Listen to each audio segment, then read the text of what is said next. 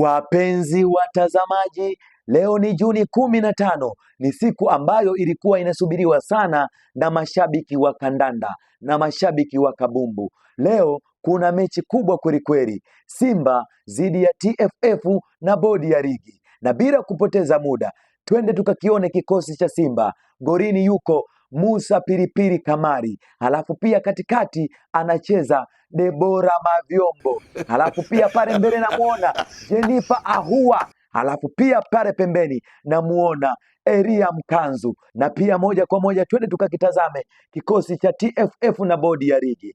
Pale golini namuona Steven Mguto, Almas Kasongo, halafu pia kuna mtu hapa anaitwa Oscar Malambo, Hassan Njama, halafu pia bila kumsahau kocha wa kikosi cha TFF na bodi ya ligi ni Karia.